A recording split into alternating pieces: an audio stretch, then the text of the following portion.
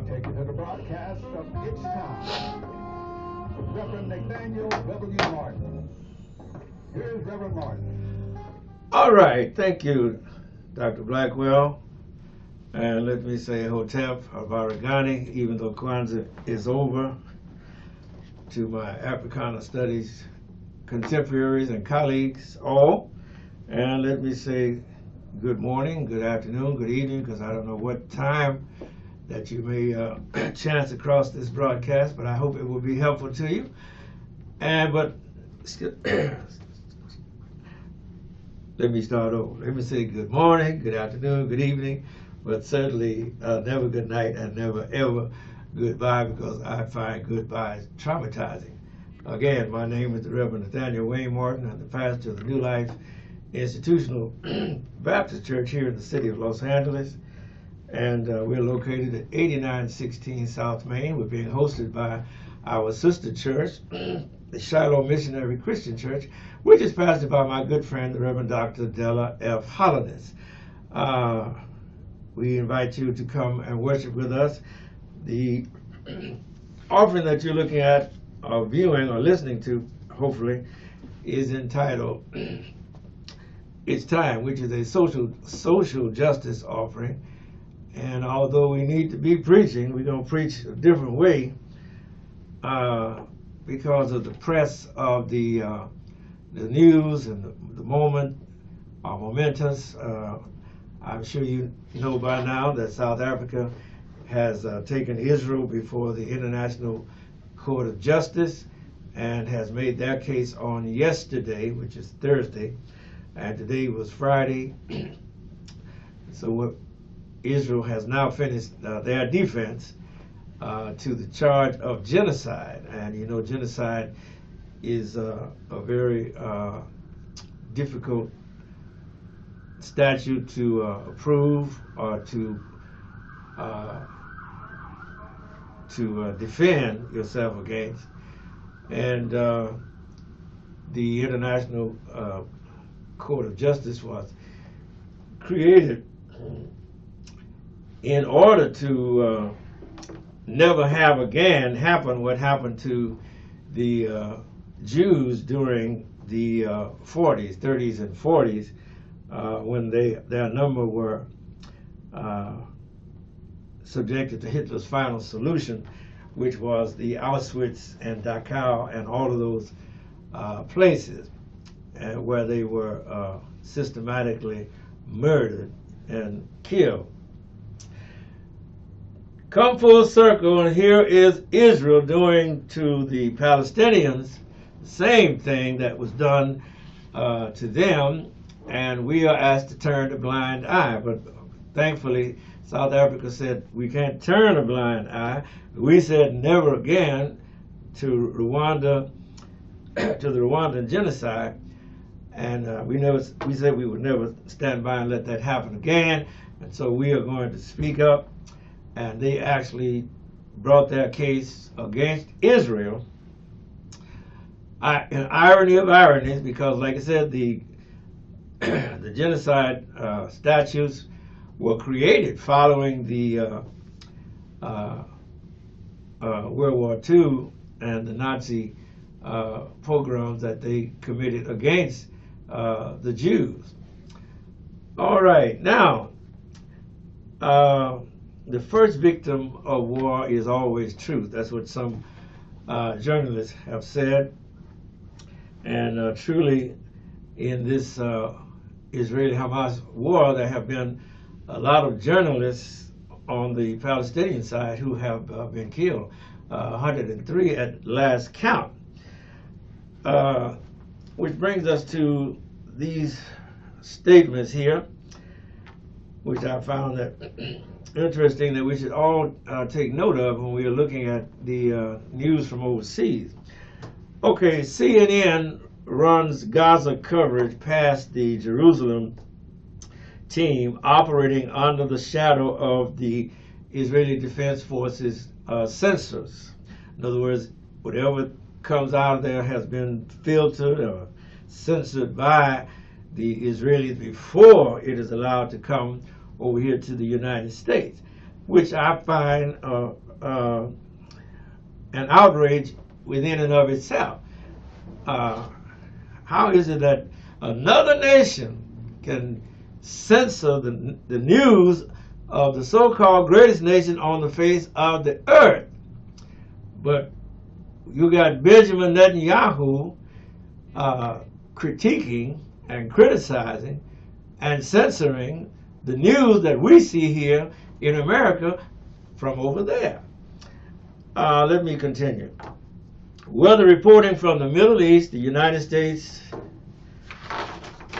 or anywhere else across the globe, every CNN journalist, hear me now, every CNN journalist covering Israel-Palestine must submit their work for review by the news organization Bureau in Jerusalem prior to publishing, under a long-standing CNN policy.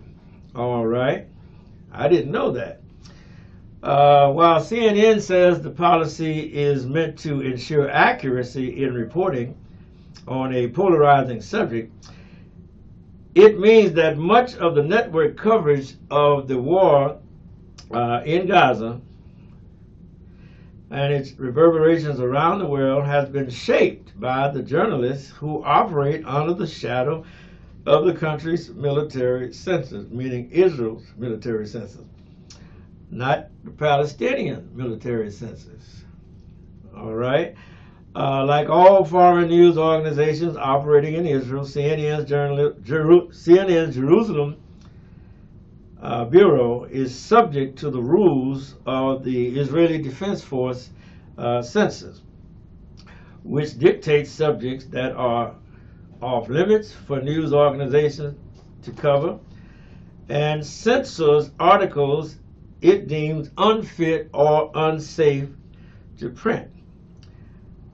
I would refer you to the Iraqi war coverage when they said that the journalists were embedded with the military. You remember that back in 2003 we went to war with Iraq. And in that light, I would like to remind you about the death of the Arizona Cardinals football player, Pat Tillman, who was killed by friendly fire, but was reported as going down fighting to his brother Kevin, who, while also over there in the same unit, came up after the incident and was lied to by the officers on the scene. And the generals conspired to keep the lie going, even giving a posthumous Silver Star to the Tillman family, until the difference of the stories began to become obvious. But by then time had passed, the news organization had a white hero. Likewise, you may remember Jessica Lynch, blonde-headed, blue-eyed, with the 507th Ordnance Maintenance Unit. Her unit took the wrong turn. It was a mobile unit, and had a traffic accident in which she suffered a broken thigh, a broken shoulder, and was subsequently captured by the Iraqis and underwent treatment in the hospital there. This is old news, but it bears a point. All right, here. Let me continue. Notice, I did not say that her injuries were from gunfire. However, enter Jerry Bruckheimer, which is a Hollywood movie producer, and the U.S. SEAL team and other military units to the rescue. We over here were treated to a grand story of heroism, in which Private Jessica Lynch fought off her attackers, was stabbed, and thus was in need of rescue. By the time the truth came out, to Private Lynch's credit, she disavowed the attempt to make her a hero and acknowledged that the story was a lie, cooked up by Jerry Bruckheimer and the U.S. military. She was given a $1 million book deal TV movie, TV interviews. Got to remain in the Army for an additional 5 years. Received an 80% disability and celebrity treatment. And you got to fight to get 80%, but she got 80% right off the bat for her injuries. And none of her injuries were related to traffic accident injuries, broken shoulder, broken thigh. And she was rewarded because America loves a blonde-headed, blue-eyed hero. However, things were quite different for Corporal Shoshana Johnson, who was also in the same 507th Ordnance Maintenance Unit in that same fight, in that same accident, as a result of the drivers of those rigs out there taking the wrong turn and getting lost from the convoy. All right, but Miss Corporal Shoshana Johnson was actually wounded in both ankles. She too was rescued by the SEAL team, but was only given 30% disability and was discharged as a result of her wounds. Thank you, sir. But of course, she was black. She still lives there in El Paso, Texas. All right. Let me take a swig here. This is water, y'all. All right, now. So don't believe the hype. Propaganda flies fast and furious on both sides.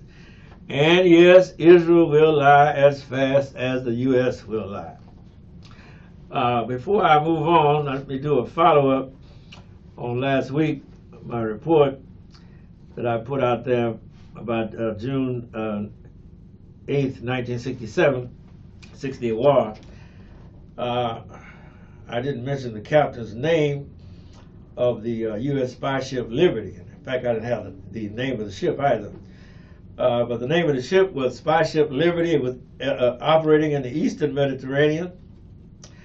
And as I give you this report, remember that all of the planes, all of the bullets, all of the PT boats, all of the torpedoes, everything that was fired at the Liberty was U.S. supplied ordnance, because we supply Israel with its, we supply its military with its ordnance, all of its weapons. So the truth is that when Israel was firing on the USS Liberty ship, it was actually firing our ordnance at our ship. And the PT boats were our PT boats. And the planes that did the bombing were our planes. You see, our F-15s, F-16s, and all of that. And how ironic it is that Israel, in the 6-Day War, destroyed one of our ships. They were actually trying to sink the ship, even though the ship was clearly marked and flying the American flag. The Israelis knew that ship was there. They had been there for days in that area, communicating with the Israelis, giving them, communicating in ordnance and all that type of thing. But yet, the Israelis claim they mistakenly attacked the USS Liberty. And as I forgot to mention that the captain's name was William Loren McGonigal, and he was awarded the Medal of Honor for his actions, captain of the USS Liberty. I said on last week that they kept this, that the U.S. put this under wraps because Israel threatened LBJ that they would accuse him of blood libel, which is the antecedent to anti-Semitism. And Johnson was going to try to run for a second term. Remember, this was 1967. And the Six-Day War that Israel was fighting was in this same period of time. But it would not look good for them, for the news to get out that the Israelis had actually attacked a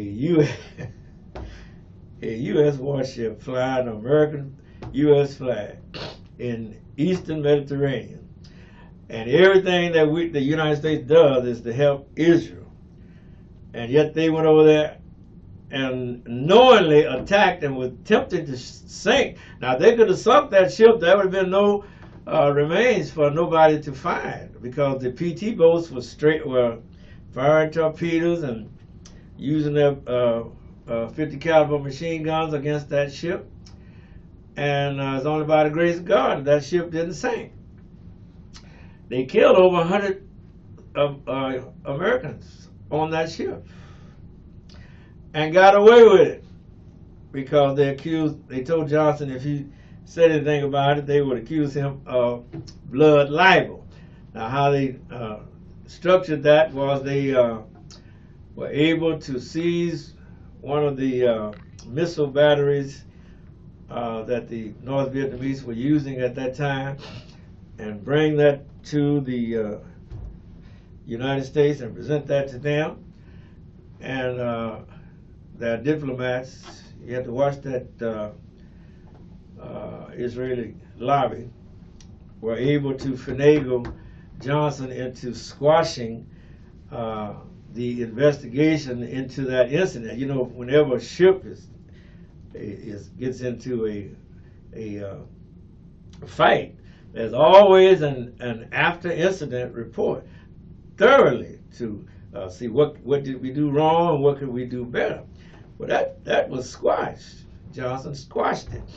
But they did give the captain a Medal of Honor. But although Lyndon Baines Johnson didn't present it to him, the President of the United States is supposed to present those Medals of Honor in a big ceremony in the White House in the East Wing, but not so for Captain William McGonigal.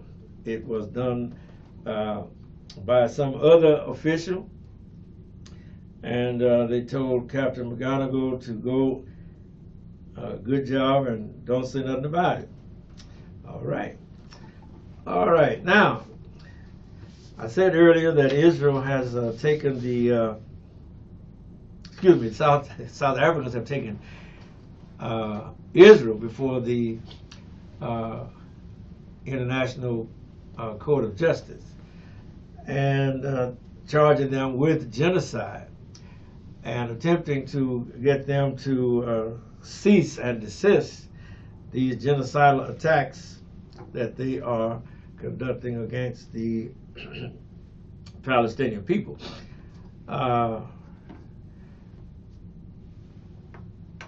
As a persecuted group here in the United States, we should be the last people to cheer on the Israelis in their attack and this genocide,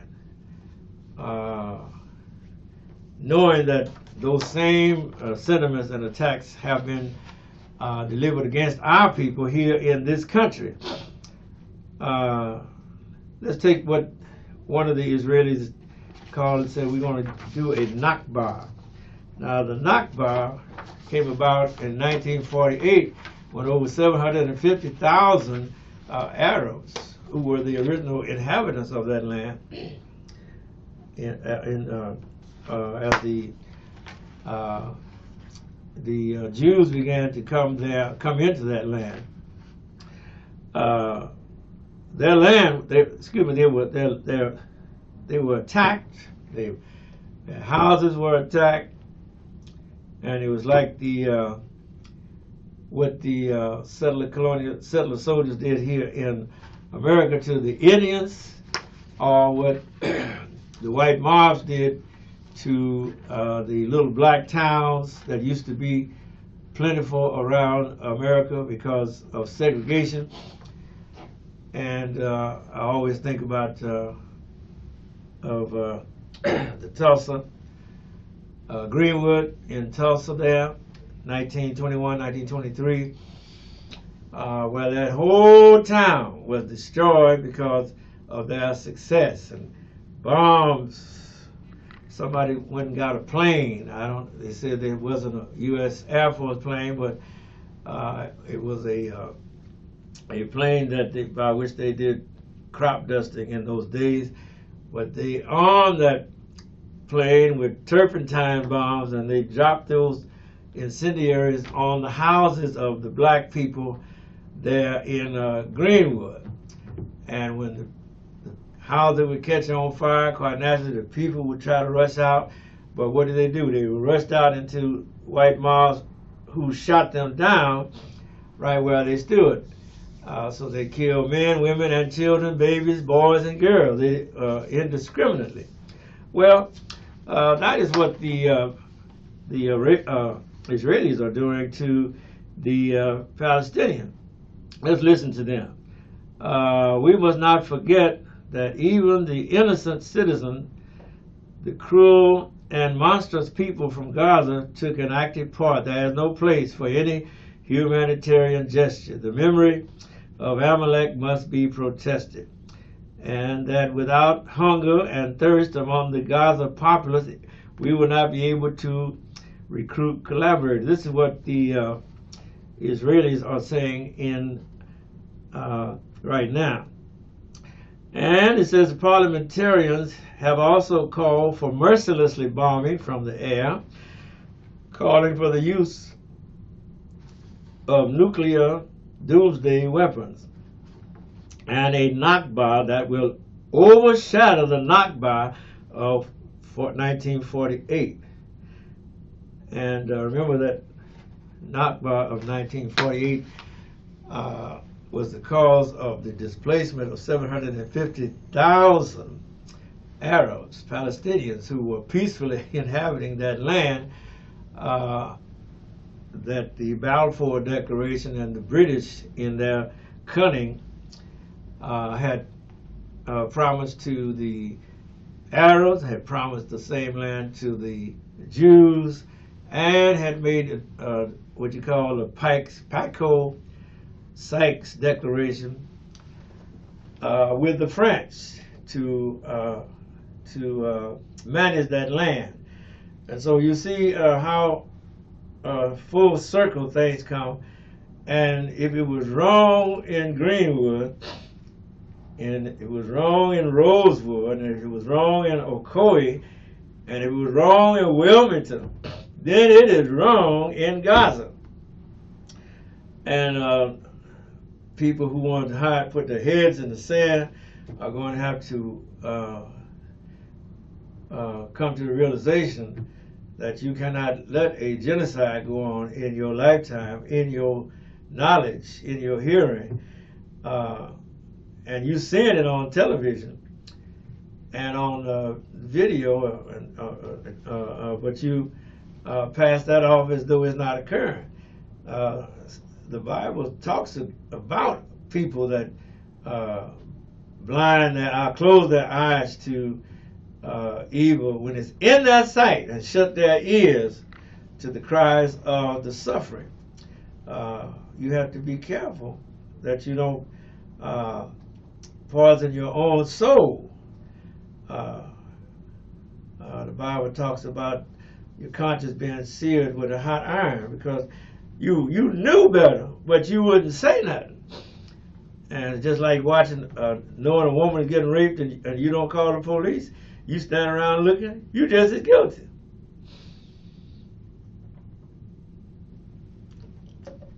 And so we all have to line up and tell the world what side you're on. Are you going to be on the side of justice or injustice? Are you going to stand for the right, or are you going to stand for the wrong? Are you going to claim you don't know, you can't tell the difference? Yeah, right. And so that is why I continue to speak out against these things, because I know I got to face my judge, and I know those planes and those bombs and that white phosphorus that the Israelis are using against the Palestinians, those are American manufactured munitions, manufactured by General Dynamics, manufactured by Raytheon and all those other munitions manufacturers. Remember, Boeing makes planes. All right, 5 minutes. Yes, sir. Boeing makes planes, and they make those bombers. Yes, that they are being used over there. Caterpillar has left the United States, and they removed their headquarters to, I think, Dubai. But they still make the bulldozers that are bulldozing the houses of the Palestinians. We still manufacture those tanks, and no matter how the Israelis may modify, those are American-built tanks, American finance tanks, and Joe Biden, in going along with this, is as guilty as Netanyahu of genocide against the Palestinians. You see, and we know that the Jews know better because they say so. Listen what they say. They are not only Hamas fighters with weapons, but also, pay attention, also all the civilian officials, including hospital administrators and school administrators, and also the entire Gaza population, who enthusiastically supported Hamas and cheered on its atrocities on October 7th. See, they tell off against their own self. Now listen to this Israeli retired veteran. His name is Ezra Yakin. All right. Be triumphant and finish them off, and don't leave anyone behind. Erase the memory of them. Well, now, where have you heard that word erase? How many black communities have been erased? You know, Wall Street is built over erased communities of black people there in New York, Central Park. Erase the memory of them, erase them, their families, mothers, and children. These animals, when you get objectified to animals, can no longer live. Every Jew with a weapon should go out and kill them. If you have an Arab neighbor, don't wait. Go to his home and shoot him. This is what they're saying now. And remember, this started in October of 2023.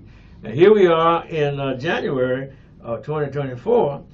And now that the case is being placed before the International Court of Justice in The Hague, we shall see where things are going to go. Let's see. Let me pick up my reading. We want to invade, not like before. We want to enter and destroy what's in front of us, and destroy houses, then destroy the one after it. With all our forces, complete destruction, enter and destroy. As you can see, we will witness things we've never dreamed of. Let them drop bombs on them and erase them. Okay, so you can see where someone has lost their common humanity.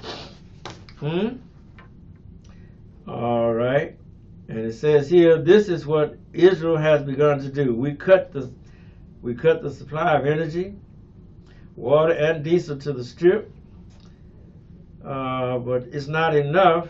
In order to make the siege effective, we have to prevent others from giving assistance to Gaza. The people should be told that they have two choices: to stay and to starve, or to leave. If Egypt and other countries prefer that these people will perish in Gaza, this is, of course, their problem.